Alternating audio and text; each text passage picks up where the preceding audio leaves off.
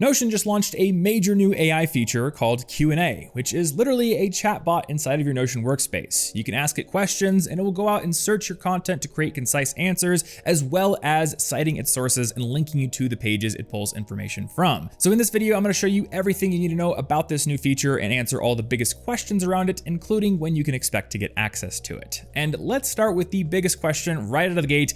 Is this ChatGPT directly inside of Notion? Well, the way that you interact with this feature is incredibly similar. It is a conversational chatbot style interface. You can bring it up using the little sparkle icon in the bottom right corner of your workspace or bring it up in the search modal, but that's kind of where the comparisons end because ChatGPT is entirely focused on being a general purpose chatbot. It pulls its answers from its public training data or even goes out and searches the web for them. Meanwhile, Q&A is all about your workspace content and specifically the content in your workspace that you have access to. When you ask it a question, it's going to search through those pages, again, the ones that you have access to yourself, and it's going to generate its answer from that content. And because it is so laser focused on your workspace content, if there's nothing in your workspace to answer a question sufficiently, it's going to tell you, I don't know the answer to that question. So let's do a couple of examples to illustrate this difference. Once again, I can click this little icon down here in the bottom right corner to bring up my little Ask AI Q&A beta window here, but it's probably going to show up a little bit better on my screen if I pull it up in the search modal. So I can hit Command P or Command K,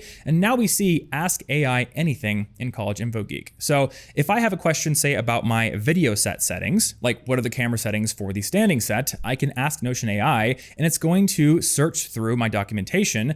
And it looks like we actually have some documentation that actually goes through and answers this question. So we can see here, the camera settings for the standing set are as follows, and we have all this technical information. Most importantly, I get this concise answer that I can pull up really, really quickly, but I also have a little citation and I can go directly to my set design page in our Knowledge Hub and I can see all of that extra information. This is basically everything that I was pulling from. Meanwhile, if I pull it up one more time and I ask something that is more of a general question like this, now it's going to search through, and if I don't have some content in my workspace about the airspeed velocity of an unladen swallow, here it is. I'm sorry, I couldn't find any information on this question. Now, in this case, it is correct that I don't actually have any content in my workspace about this Monty Python related question. However, in my testing, I've also found that sometimes it doesn't know the answer to questions that absolutely should be answerable given the content that I have in my workspace. So I do want to point out here we have these little thumb up and thumb down icons. You can actually give feedback, and if you get a bad answer, say it says I don't know and you know it should be able to get the answer, go ahead and hit that thumbs down button. That's going to provide Notion feedback to help them improve the models and improve the way that this feature works. But in general, I think this is a great feature, especially for teams. For example, in my team, we have this whole knowledge base in our Notion workspace. I can show you it right here. And anytime we have a repeat process or a set of steps that we have to go through or some technical information that we want to document, we make a document here in our knowledge base. And now, if I hire somebody new or somebody on my team doesn't know where a specific piece of documentation is, they can just ask Q&A and it's going to generate a concise answer for them, allowing them to work more quickly. I also think that this is a great feature for heavy note takers, especially if you're the kind of person like me who likes to clip a lot of highlights and articles from the web. So for instance, I was writing a video just the other day for my main channel, and I know I had this quote from David Bowie that was really relevant to the script I was writing. So I could pull up my little Ask Q&A here, and I could say, what was that quote from David Bowie?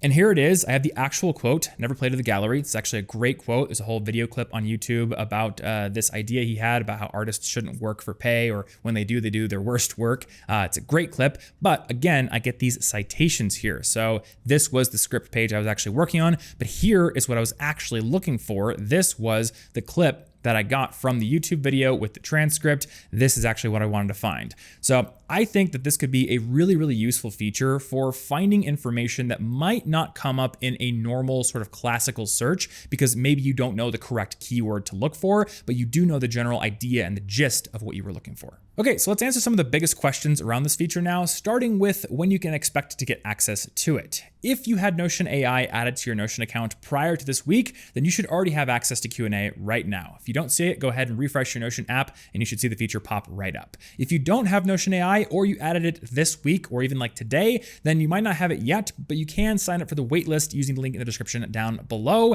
And the Notion team has told me if you do add Notion AI onto your account as a paid feature starting today, you'll go to the front of that list and can be prioritized. Once you do have Q&A in your account, if you are a paid Notion AI subscriber, you'll have unlimited use of the feature, whereas if you're a free user, you'll get a limited number of free responses to test the feature out. After that point, they're going to ask you to subscribe to Notion AI, which again is a paid add-on that is separate from their paid accounts. As far as privacy and permissions go, there are two main points here. Number one, again, this feature is all about your content, so it can only search and pull answers from the pages in your Notion workspace that you personally have access to. So if you aren't like leadership or you're not the admin of your Notion workspace and there are other pages out there that you are not a part of, it's not going to be able to pull information from those pages. Secondly, all the data in your Notion workspace is not used to train any AI models. And a couple more limitations to go over before I wrap this video up. Number one, right now at least, this Q&A feature does not understand what the current page is. So if you were to ask it a question like, give me some context about the current page, well, it doesn't know what page it's on. Maybe that's going to change in the future, but for right now, that is a limitation. Secondly, whenever you add new information to your Notion workspace, it's going to take about 30 minutes for this feature to be able to access it. So don't expect to be able to ask questions about stuff you just added to Notion. And as I may or may not have mentioned in this video, this feature is currently in public beta, so we can expect to see lots of improvements and added features in the future. And of course, when those come out, I'll have tutorials and coverage of them on this channel, so make sure you're subscribed. Two things you might find useful after this video. Number one, if you're looking for another really cool AI-driven workflow, I built an entire workflow to turn your voice notes, your speech, into perfect text notes and summaries. Check that out right there. And I also just launched a brand new Notion template called Ultimate Notes. It's a full note-taking system for Notion. You can get that for free right there.